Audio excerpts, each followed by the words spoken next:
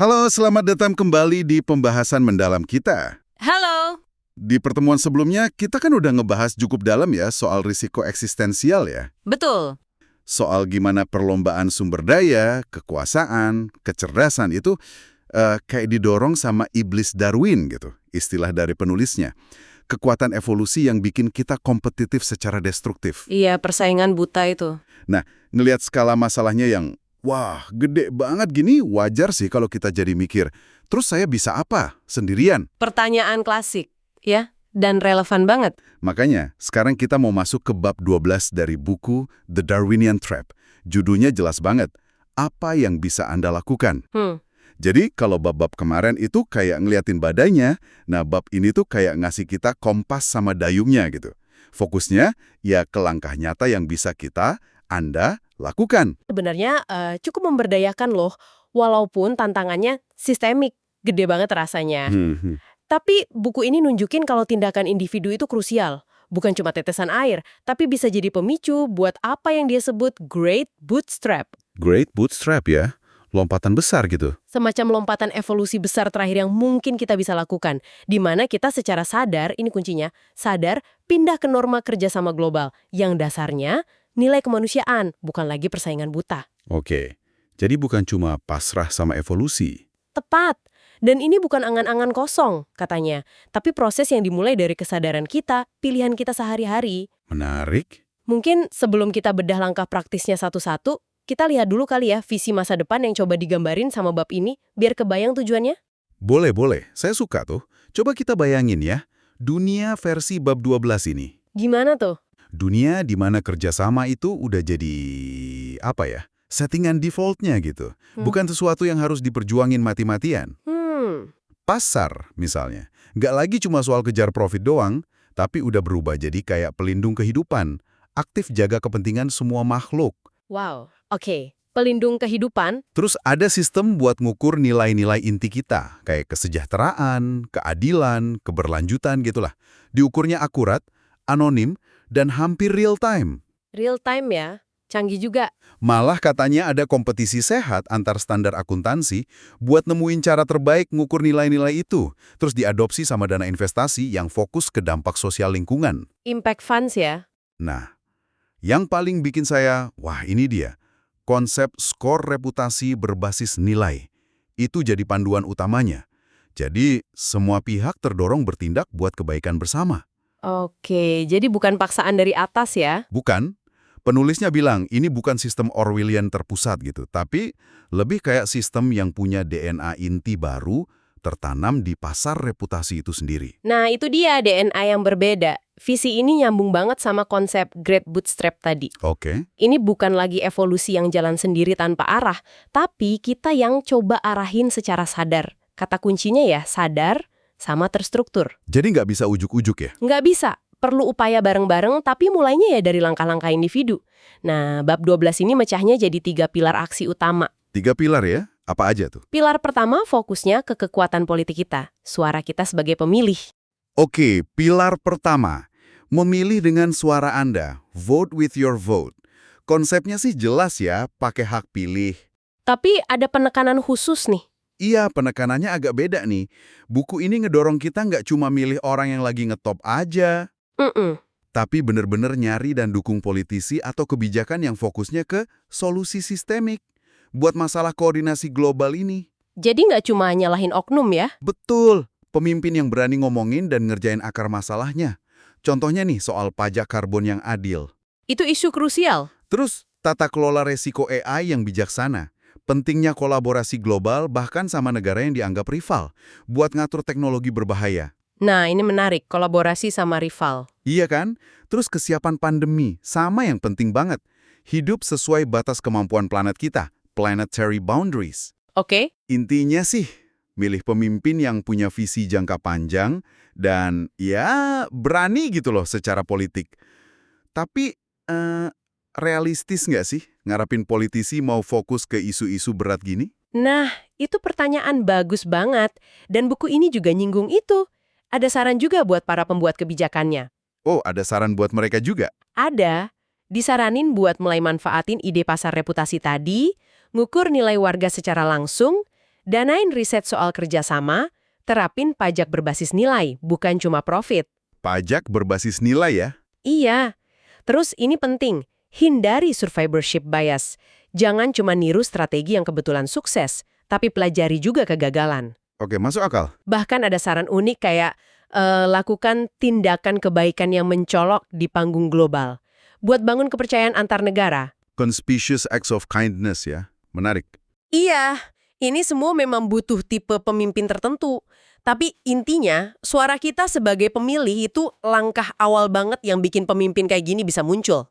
Dan perubahan sistemik tadi bisa jalan. Jadi tanpa tekanan dari bawah, dari kita, susah ya? Susah banget ngarepin perubahan radikal dari atas. Itu pilar pertama. Oke, suara politik kita itu satu alat. Pilar kedua, nah ini, bawa kita ke ranah lain yang kita pakai tiap hari juga. Memilih dengan dompet Anda. Vote with your wallet. Ah, ini sering dengar nih. Sering kan? Tapi buku ini nupasnya lebih dalam. Tiap kita beli sesuatu atau investasi, itu sebenarnya kayak suara yang kita kasih ke etos perusahaan itu, ke dampaknya. Jadi setiap transaksi itu pilihan etis ya? Bisa dibilang gitu. Jadi sebelum beli atau investasi, mungkin bagusnya jeda dulu. Tanya, ini bisnis sejalan nggak ya sama nilai-nilai saya? Jejak operasinya oke nggak nih? Refleksi sebelum konsumsi ya? Dan ini bukan cuma soal belanja harian loh. Buku ini nyorot kekuatan dana pensiun kita. Oh iya?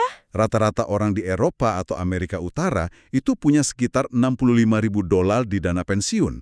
Coba bayangin kalau kekuatan kolektif segedenya diarahkan secara sadar. Wah, gede juga ya potensinya. Ada kutipan yang lumayan nyelekit di buku ini. Apa gunanya dana pensiun kalau nanti planetnya nggak layak ditinggali pas kita pensiun? Jelek banget itu. Dan benar juga ya, buat para investor, entah yang gede atau kita-kita lewat dana pensiun, bab 12 ini ngasih langkah-langkah taktisnya. Apa aja tuh contohnya? Mulai dari aktivisme pemegang saham, ikut RUPS, nanya macam-macam, Oke. terus divestasi, tarik investasi dari sektor yang berisiko tinggi, kayak teknologi berbahaya atau model bisnis yang ngerusak lingkungan. Jual sahamnya gitu ya? Iya, atau sebaliknya, investasi proaktif, masukin dana ke ekonomi sirkuler atau ke startup yang bangun infrastruktur pasar reputasi tadi. Oh, jadi dukung yang positif juga. Betul. Terus ada juga dorongan pakai prediction markets. Semacam pasar taruhan kolektif buat prediksi masa depan, buat nilai resiko jangka panjang investasi. Prediction markets, unik juga idenya. Selain itu, ya nuntut pengungkapan atau disclosure berbasis nilai dari perusahaan tempat kita investasi. Dan dorong lembaga rating ESG. Yang nilai kinerja lingkungan, sosial, tata kelola itu kan? Iya, ESG. Dorong mereka buat masukin standar pengungkapan yang lebih komprehensif ini. Bentuk koalisi investor juga penting buat memperkuat suara. Jadi banyak ya caranya? Banyak, tapi, nah ini ada tapinya nih. Buku ini ngasih catatan penting banget. Apa tuh? Pendekatan dompet ini ada batasannya. Cenderung lebih efektif buat yang super kaya. Oke. Dan fungsinya lebih sebagai pelengkap. Bukan pengganti aksi politik dan perubahan sistemik di pilar pertama tadi. Jadi nggak bisa andelin ini doang. Oke, catatan penting itu. Jadi bukan solusi tunggal ya? Saling melengkapi berarti? Persis. Nah, ini bawa kita ke pilar ketiga. Yang rasanya paling dasar, paling fundamental. Menciptakan kesadaran, create awareness. Nah, ini dia akarnya. Yang menarik, mulainya dari dalam diri sendiri dulu. Pentingnya kita benar-benar paham nilai-nilai inti kita itu apa.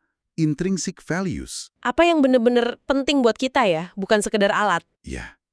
Apa yang esensial, bukan cuma instrumental. Buku ini nunjukin ada hubungan kuat antara pemahaman nilai diri ini sama rasa punya tujuan, purpose. Dengan purpose ya, rasa punya tujuan gitu. Ya, sama kesehatan mental. Dan juga ini nyambung banget ke tema kita, kapasitas buat kerjasama.